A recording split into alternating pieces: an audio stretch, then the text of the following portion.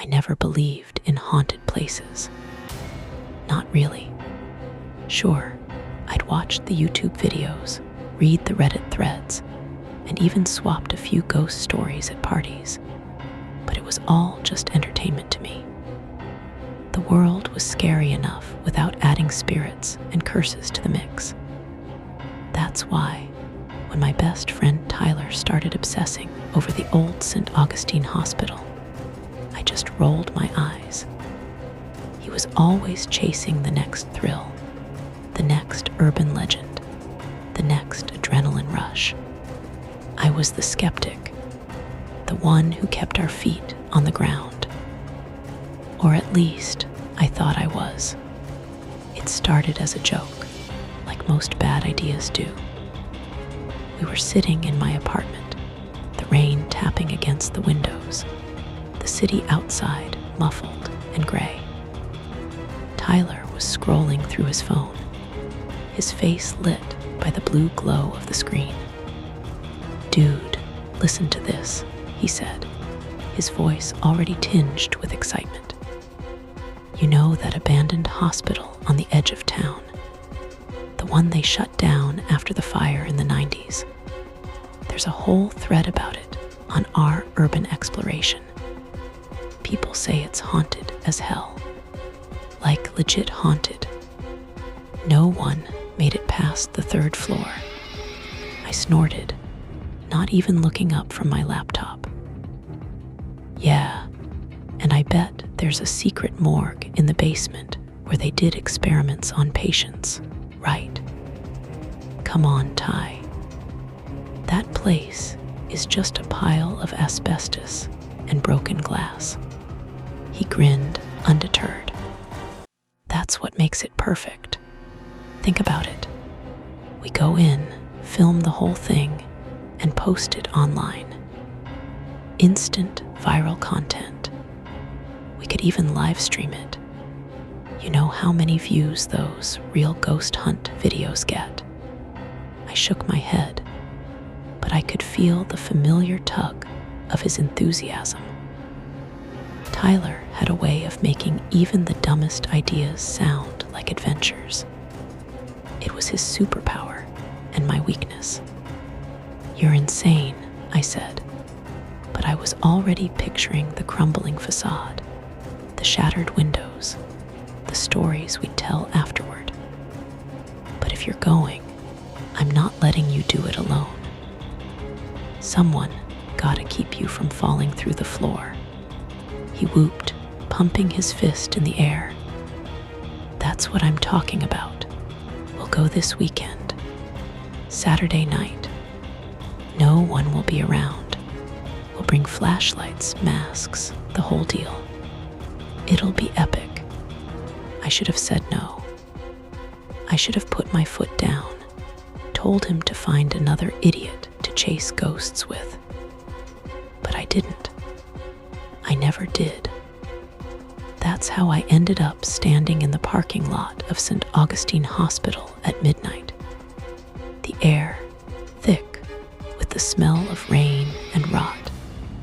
My heart pounding in my chest. The hospital loomed over us, a hulking skeleton of concrete and steel. The windows were black holes, the front doors chained shut and covered in graffiti. Tyler was already filming, his phone held out in front of him like a shield. "All right, guys, we're here," he whispered, his breath fogging in the cold air. "St. Augustine Hospital. They say no one comes out the same. Let's see if that's true." I rolled my eyes, but I couldn't help glancing over my shoulder. The street was empty, the only sound the distant hum of traffic and the occasional drip of water from the broken gutters. I pulled my jacket tighter around me, wishing I'd worn something warmer. We found a way in around the side, where a section of the fence had collapsed. Tyler squeezed through first, his laughter echoing in the darkness. I followed, my shoes crunching on broken glass. Inside, the air was colder, heavy with the scent of mildew and something metallic. Our flashlights cut thin beams through the gloom, illuminating peeling paint, shattered tiles, and the occasional scurrying rat. "Creepy as hell," Tyler whispered, his voice bouncing off the walls. "You getting this?" I nodded, holding up my own phone. "Yeah, I just hope we don't catch tetanus." We moved through the halls, our footsteps muffled by layers of dust and debris. The hospital was a maze, each corridor identical to the last, every door hanging open like a mouth, waiting to swallow us. Tyler kept up a running commentary for the camera, pointing out old medical equipment, graffiti, and the occasional ominous stain. "Check this out," he said, ducking into a room. "Looks like an old operating theater. Imagine the stuff that went down in here." I shivered, not from the cold. The room was filled with broken chairs, rusted tools, and a single gurney, its mattress torn and stained. I tried not to think about what might have happened there.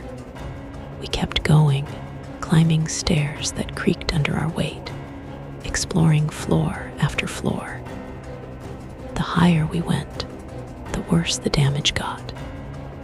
Ceilings had collapsed, walls were scorched black, and the air grew thick with dust. Tyler was in his element, fearless and reckless, while I hung back, my nerves fraying with every step. On the third floor, we found a door that was different from the others. It was newer, the paint unchipped, the handle shiny and untouched by time. Tyler grinned, his eyes gleaming in the flashlight beam. "This is it," he whispered. "The forbidden floor. You ready?" I hesitated, every instinct screaming at me to turn back. But Tyler was already pushing the door open, his camera rolling. I followed, my heart in my throat. The hallway beyond was silent, the air colder than before. Our footsteps echoed, too loud in the stillness. Doors lined the walls, each one closed tight. Tyler tried a few, but they were locked. At the end of the hall, a single door stood ajar, a sliver of darkness beckoning. Tyler looked back at me, his grin faltering for the first time. "You good?" he asked, his voice barely above a whisper. I nodded, swallowing hard. "Yeah, let's get this over with." We stepped into the darkness together, our flashlights flickering as if the batteries were dying. The room was empty, save for a single chair in the center, facing the window. Tyler moved closer, his camera trained on the chair. That's when we heard it, a soft, shuffling sound from the hallway behind us. We both froze, the sound slicing through the silence like a razor. Tyler's eyes met mine, wide and uncertain, for the first time since we'd entered the building. I held my breath, straining to listen. The shuffling came again, closer this time, accompanied by a faint, wet, dragging noise. My mind raced through every logical explanation and animal. A homeless person, maybe just the wind, but none of them fit. The air felt charged, electric, as if the hospital itself was holding its breath. Tyler mouthed, "Keep filming," and I nodded, my hands trembling as I tried to steady my phone. He edged toward the door, peering into the hallway. The beam of his flashlight wavered, illuminating peeling wallpaper and dust motes swirling in the air. The shuffling stopped. For a moment, there was nothing but the sound of our breathing. Then, from somewhere down the hall, a voice called out. It was faint, muffled by distance and age, but unmistakably human. "Help, please, help me." Tyler's face lit up with a mix of fear and excitement. "Did you hear that?" he whispered, his voice barely audible. I nodded, my mouth suddenly dry. "We should go," I said. But Tyler was already moving, drawn by the voice like a moth to a flame. I followed, cursing under my breath, every instinct screaming at me to turn back. We crept down the hallway, our flashlights cutting through the darkness. The voice came again, closer this time, echoing off the walls. "Help me, I'm trapped." We reached a door at the end of the hall, slightly ajar. Tyler pushed it open, revealing a small room filled with broken furniture and debris. In the corner, a figure huddled, shrouded in shadow. Tyler stepped forward, his camera trained on the figure. "Hey, are you okay?" he called out. The figure didn't move. Tyler took another step, and the floor creaked beneath his weight. Suddenly, the figure jerked upright, its face hidden in the darkness. I caught a glimpse of pale skin, wide eyes, and a mouth twisted in a silent scream. Tyler stumbled back, nearly dropping his phone. "Jesus," he gasped. The figure lunged forward, and for a split second, I thought it was going to attack. But it stopped just short of the light, cowering as if the beam burned its skin. It whimpered, rocking back and forth, its hands clutching its head. "Please, don't let them take me," it whispered, its voice raw and broken. Tyler and I exchanged a glance, unsure of what to do. I took a cautious step forward, my heart pounding. "Who are you?" I asked, my voice shaking. The figure looked up, and I saw that it was a young man, maybe a few years older than us. His clothes were filthy, his hair matted, and his eyes wild with terror. "They're coming," he whispered. "You have to hide. You have to." A loud crash echoed from somewhere below us, followed by the sound of footsteps pounding up the stairs. The man's eyes widened in terror. "It's too late," he moaned, scrambling back into the corner. Tyler grabbed my arm, pulling me toward the door. "We need to get out of here," he hissed. We bolted from the room, racing down the hallway as the footsteps grew louder. I glanced back, catching a glimpse of the man huddled in the corner, his eyes pleading.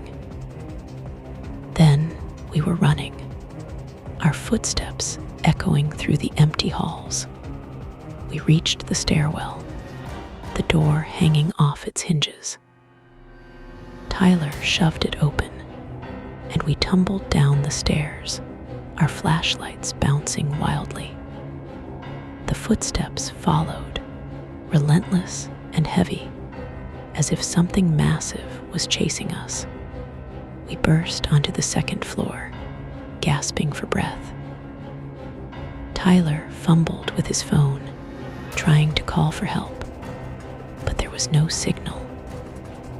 The hospital seemed to swallow all connection to the outside world. "We need to get out," I panted, my chest burning. Tyler nodded, his face pale. Back the way we came. We retraced our steps. The hospital, suddenly unfamiliar and labyrinthine. Every hallway looked the same. Every door led to another dead end. The footsteps behind us never stopped, always just out of sight. We ducked into a room, slamming the door behind us. For a long moment, neither of us spoke. The only sound was our ragged breathing and the distant rumble of thunder. I stared up at the sky, the clouds racing past the moon, and tried to convince myself that we were safe. But the hospital's shadow stretched across the grass, reaching for us, and I couldn't shake the feeling that we'd brought something out with us. Tyler sat up first, wiping sweat from his brow. His hands were shaking, and his eyes darted from the hospital to the empty street beyond the fence. "We made it," he said, but his voice was hollow. "We actually made it." I nodded, but I didn't feel relief.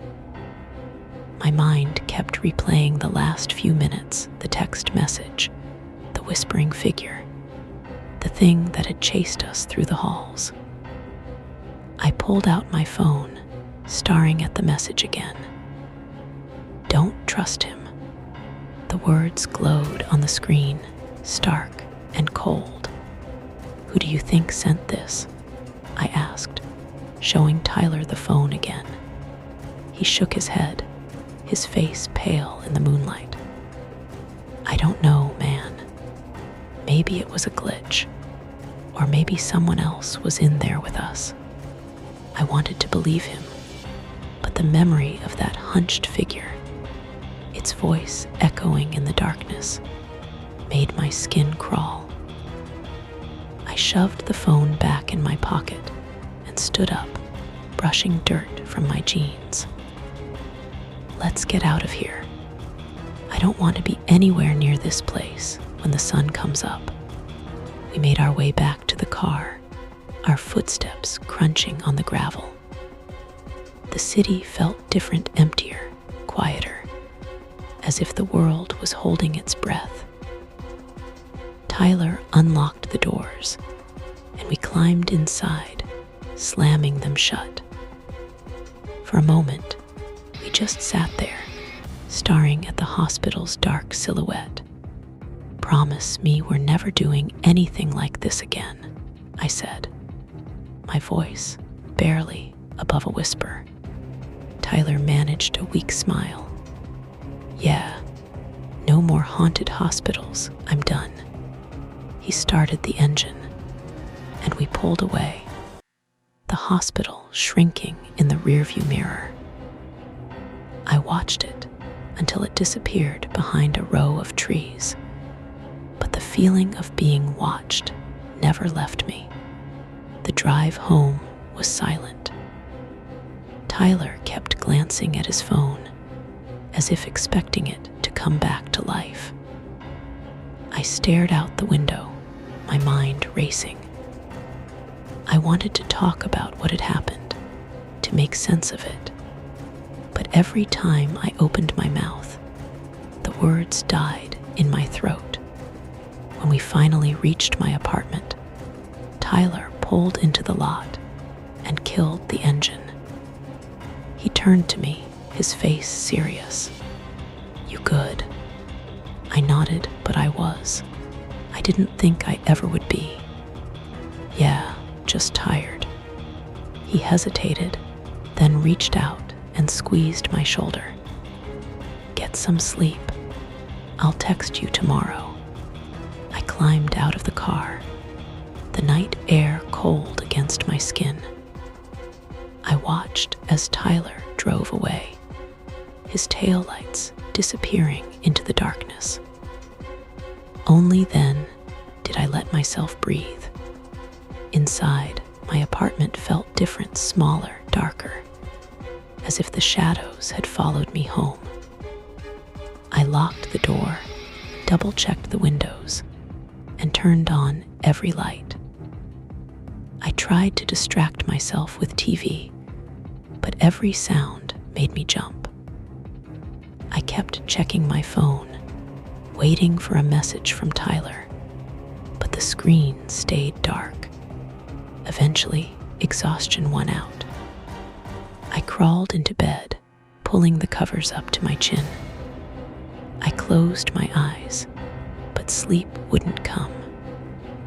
Every time I drifted off, I saw the hospital, the thing in the hallway, the glowing eyes in the darkness. Sometime after 3 a.m., my phone buzzed. I sat up, heart pounding, and grabbed it from the nightstand. It was a text from Tyler. "You up?" Relief flooded through me. I typed back, "Yeah, can't sleep." A few seconds later, another message, "Me neither. Can we talk?" I hesitated, glancing at the clock. 3:17 a.m. I started to type a reply. But before I could finish, another message came through. "I keep seeing things in the corners of my room. Shadows that move when I'm not looking." A chill ran down my spine. I tried to reassure him, but my fingers shook as I typed. "It's just your mind playing tricks. We're both freaked out. Try to get some rest." There was a long pause. Then, "I don't think it's just my mind. I think something followed us." I stared at the screen, my heart racing. I wanted to tell him he was wrong, that it was just fear and adrenaline, but I couldn't. I felt it too, the sense of being watched, the weight in the air. "Want to come over?" I typed. "We can stay up, watch movies, whatever." No reply. I waited, watching the 3 little dots as he typed and erased, typed and erased. Finally, a message appeared. "I'm going back. I need to know what's real. I'll text you when I get there." My blood ran cold. I called him, but it went straight to voicemail. I tried again and again, but nothing. I sent message after message, begging him not to go, but there was no response. I sat on the edge of my bed, staring at my phone, willing it to ring. Minutes passed, then hours. The sun began to rise, painting the sky in shades of pink and gold. Still nothing. At 7:12 a.m., my phone buzzed. It was a text from Tyler. "I'm inside. Something's wrong. I can't find the way out. Don't come here." I stared at the message, my mind refusing to process the words. "Don't come here." The warning was clear, but it only made my anxiety worse. I tried calling Tyler again, but his phone went straight to voicemail. I left a message, my voice shaking. "Tyler, please, just get out of there. Call me back. Let me know you're okay." I paced my apartment, unable to sit still. Every minute felt like an hour. I kept checking my phone, hopping for another message, a sign that he'd made it out. But the screen stayed dark. The city outside was waking up, but I felt trapped in a nightmare that wouldn't end. By noon, I couldn't take it anymore. I grabbed my keys and jacket, ignoring the voice in my head telling me to stay put. I drove to Tyler's apartment, hoping he'd changed his mind and come home. His car was gone, the parking spot empty. I knocked on his door, called his name, but there was no answer. The building was quiet, the hallway echoing with my footsteps. I called his parents, trying to keep my voice steady. "Hey, have you heard from Tyler today?" His mom sounded tired, worried. "No, not since yesterday. Is everything okay?" I lied, telling her he'd probably just crashed at a friend's place after a late night. I promised to let her know if I heard anything. Hanging up, I felt a fresh wave of guilt. I should have told her the truth, but what could I say? That her son had gone back to a haunted hospital because he thought something was following him. I drove around for a while, trying to clear my head. Every time I passed a hospital, my stomach twisted. I kept replaying the night before, searching for something I'd missed, a clue, a warning, anything that could explain what was happening. By late afternoon, I was back at my apartment, exhausted and on edge. I sat on the couch, staring at my phone, willing it to ring. I scrolled through Tyler's social media, looking for any sign of activity. Nothing. His last post was from 2 days ago, a picture of us at a coffee shop, laughing, oblivious to what was coming. As the sun set, my anxiety turned to dread. I couldn't shake the feeling that something terrible had happened. I thought about calling the police, but what would I tell them? That my friend had gone missing in an abandoned hospital after sending me a cryptic text. They'd think it was a prank, or worse, that I was involved. I tried to distract myself, turning on the TV, but every show felt hollow, every laugh track a mockery. I kept glancing at the clock, counting the hours since Tyler's last message. I texted him again, my words desperate. "Please, just let me know you're okay. I'm worried." No reply. At midnight, my phone buzzed. My heart leapt, but it was Tyler. It was a number I didn't recognize. The message was short, just a single sentence. "He's still here." I stared at the screen, my hands shaking. I tried calling the number, but it rang once and then disconnected. I texted back, "Who is this? Where, Tyler?" But there was no response. I sat in the dark, the glow of my phone the only light. I felt trapped, powerless, haunted by the memory of the hospital and the things we'd seen. I thought about going back, but Tyler's warning echoed in my mind. "Don't come here." I barely slept that night. Every time I closed my eyes, I saw the hospital, the thing in the hallway, the figure whispering in the darkness. I woke up drenched in sweat, my heart racing. The next morning, I called the police. I told them Tyler was missing, that he'd gone to the old St. Augustine Hospital and hadn't come home. The dispatcher took my information, her voice calm and professional. She promised to send someone to check it out. I waited by the phone, my nerves frayed. Hours passed. Finally, a detective called me back. "We checked the hospital," he said. "No sign of your friend. The place is locked up tight. Are you sure he went there?" I told him about the text messages, the strange things we'd seen. He listened, but I could hear the skepticism in his voice. "We'll keep looking," he said. But if you hear from him, let us know. Days passed. Tyler's parents filed a missing person report. Flyers went up around town. Friends and family called, asking if I'd heard anything. I told them the truth, or as much of it as I could. No one believed me, not really. They thought Tyler had run off, or gotten into trouble, or just needed some time alone.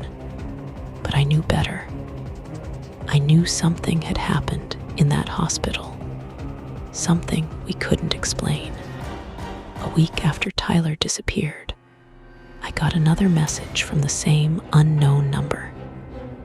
This time, it was a photo, a blurry image of a hospital hallway, the walls stained and crumbling. In the center of the frame, a figure stood with its back to the camera. It was Tyler. I recognized his jacket, the way he stood, the tilt of his head. Beneath the photo, a single word. Help. The photo burned into my mind, more chilling than any nightmare. I stared at Tyler, trying to process his words. He looked so different, older somehow, and haunted in a way I'd never seen before. His hands trembled as he clutched my arm, his nails digging into my skin. "What do you mean, it won't let us?" I asked, my voice barely above a whisper. He shook his head, glancing nervously at the door. I've tried every way out. Every time I get close, the halls change. The doors move. Sometimes I end up right back here. Sometimes, somewhere worse." I squeezed his shoulder, trying to ground him and myself. "We'll find a way, I promise. We just have to stick together." He looked at me, his eyes searching mine for hope. "You saw the messages, right? The warnings." I nodded, pulling out my phone. "Yeah, someone been texting me, telling me where to go, telling me not to trust the mirrors." Tyler shuddered. "The mirrors, I think that's how it watches us. I saw something in one earlier. It looked like me, but it was. It smiled at me. I haven't looked in one since." A chill ran down my spine. I remembered the distorted reflections in the hallway, the way they seemed to move when I wasn't looking. Okay, no mirrors, got it. I helped Tyler to his feet, supporting his weight as we moved toward the door. The hallway beyond was empty, the mirrors now dark and lifeless. I kept my eyes on the floor, guiding Tyler past the glass. As we reached the end of the hall, my phone buzzed again. I glanced at the screen, half expecting another cryptic warning. But this time, the message was different. "You're not alone. It's coming." I looked up, my heart pounding. The air felt heavier, charged with static. Tyler gripped my arm tighter. "We have to move, now." We hurried down the corridor, our footsteps echoing in the silence.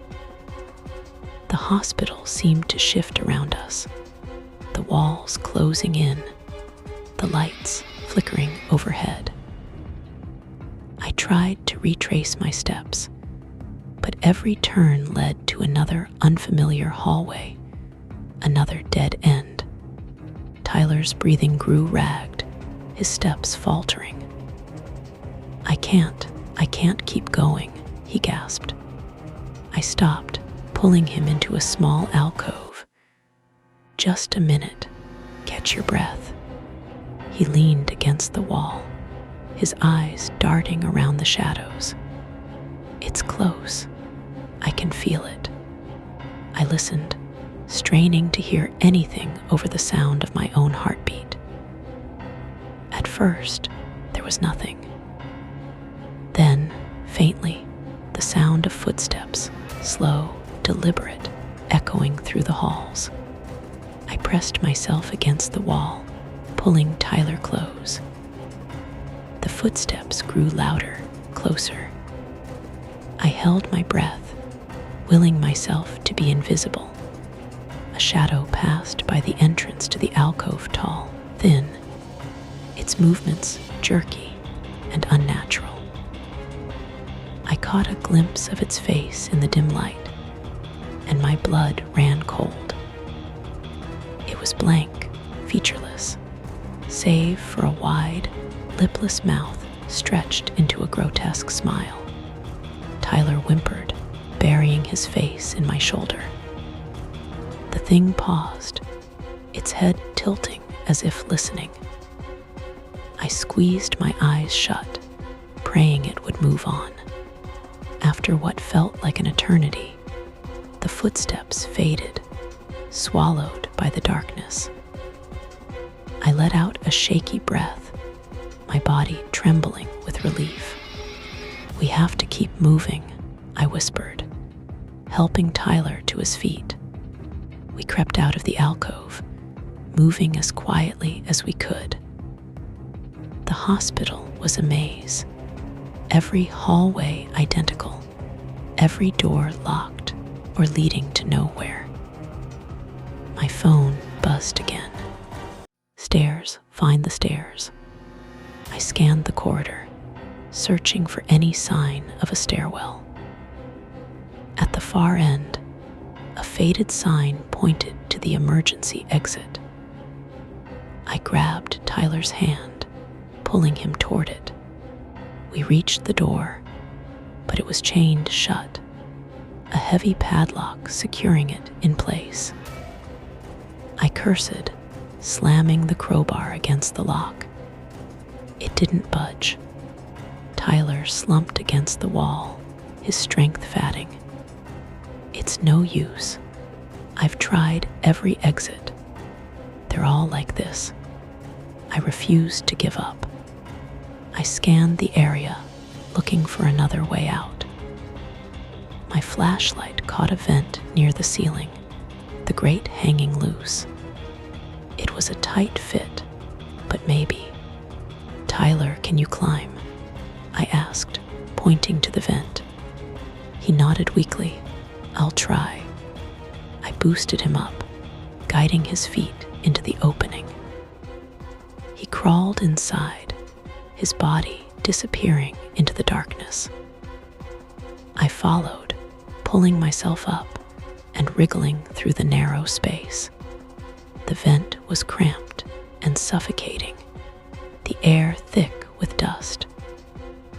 I crawled after Tyler, my knees scraping against the metal. Behind us, I heard the thing moving through the halls, its footsteps growing faster, more frantic. We reached a junction, the vent splitting in two directions. Tyler hesitated, looking back at me. Which way? I checked my phone, desperate for guidance. A new message appeared. "Left, hurry." I pointed left, and we crawled on, the vent rattling with every movement. The footsteps below grew louder, the thing searching, hunting. Finally, the vent opened into a small storage room. I dropped down first, helping Tyler to the floor. We collapsed, gasping for air, our bodies shaking with exhaustion and fear. For a moment, we just lay there, listening to the silence. Then Tyler looked at me, his eyes filled with tears. "Thank you," he whispered. "I thought I'd never see you again." I hugged him, relief flooding through me. But I knew we weren't safe yet. until we were out of this place for good. We sat in the darkness, catching our breath. The only sound our ragged breathing and the distant, echoing footsteps of whatever hunted us. I tried to steady my hands as I checked my phone again, hopping for another message, another clue. The screen was smeared with sweat and dust, but a new text appeared, as if on cue. "Don't stay still, it remembers." I showed Tyler the message. He nodded, wiping his face with a trembling hand. It's like it knows everything we do, like it's inside our heads. I shivered, remembering the feeling of being watched, the way the hospital seemed to shift and change around us. We have to keep moving. If we stop, it'll find us. Tyler pushed himself up, wincing as he stood. Which way now? I scanned the room, searching for another exit. There was a door on the far wall, half hidden behind a stack of broken chairs. I moved the chairs aside, my muscles aching, and tried the handle. It turned with a groan, opening into a narrow hallway lined with flickering lights. We slipped through, closing the door behind us. The hallway was different from the others, cleaner, almost new, as if it belonged to a different building. The walls were painted a pale blue, the floor polished and free of debris. It felt wrong, out of place, like a memory that didn't belong. Tyler glanced around, his brow furrowed. I don't remember this part. Do you? I shook my head. No, but maybe that's a good thing. Maybe it leads out. We moved quickly, our footsteps echoing in the empty corridor. The lights buzzed overhead, casting long shadows on the walls. At the end of the hall, we found a set of double doors, the glass frosted and etched with the hospital's logo. I pushed the doors open, and we stepped into a large atrium filled with rows of empty chairs and a reception desk covered in dust. Sunlight streamed through the high windows, illuminating motes of dust that danced in the air. For a moment, I felt hope, a way out, a return to the world outside. But as we crossed the atrium, the light began to fade, the windows darkening as if a storm had rolled in. The air grew cold, the shadows lengthening. Tyler grabbed my arm, his voice tight with fear. It's here. I turned, scanning the room. At the far end, a figure stood in the doorway, a tall, thin shape, its face hidden in shadow. It moved with a jerky, unnatural gait, its limbs too long, its head cocked at an impossible angle. We backed away, searching for another exit. The doors behind us slammed shut, the sound echoing like a gunshot. The figure advanced, its movements slow but relentless. I pulled Tyler behind the reception desk, crouching low. My phone buzzed again. Don't look at its face. I squeezed my eyes shut, pulling Tyler down beside me. The footsteps grew louder, the air thick with the scent of rot and decay. I could hear the thing breathing, a wet, rattling sound that made my skin crawl. Tyler whimpered, clutching my hand. What do we do? I forced myself to think, to focus. We wait. It'll move on. It has to. The footsteps circled the desk, slow and deliberate. I held my breath, willing myself to be invisible. The thing paused, its shadow falling over us. I could feel its gaze, heavy and cold, pressing down on me. Then, as suddenly as it had appeared, the footsteps retreated. The air grew lighter, the scent of decay fading. I opened my eyes, relief flooding through me. Tyler let out a shaky breath. That was too close. I nodded, my heart still racing. We need to find another way out, fast. We crawled out from behind the desk, moving toward a side door marked staff only. I tried the handle. It was locked. I jammed the crowbar into the gap, prying it open with a grunt. The door gave way, and we slipped through, finding ourselves in a narrow service corridor lined with pipes and electrical panels. The corridor twisted and turned, leading us deeper into the bowels of the hospital. My phone buzzed again. Almost there, don't stop. We pressed on, our footsteps quickening. The air grew warmer, the walls closing in.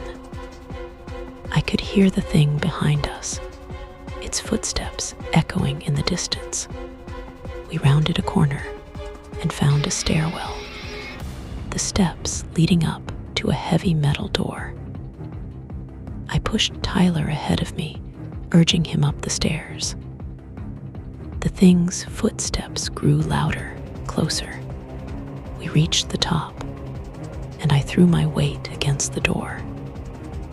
It creaked open, and we stumbled out into the night air, collapsing on the cracked pavement outside. For a moment, we just lay there, gasping for breath. The hospital looming behind us like a dark, silent sentinel. Tyler rolled onto his back, staring up at the sky. "We made it," he whispered, disbelief in his voice. I nodded, tears streaming down.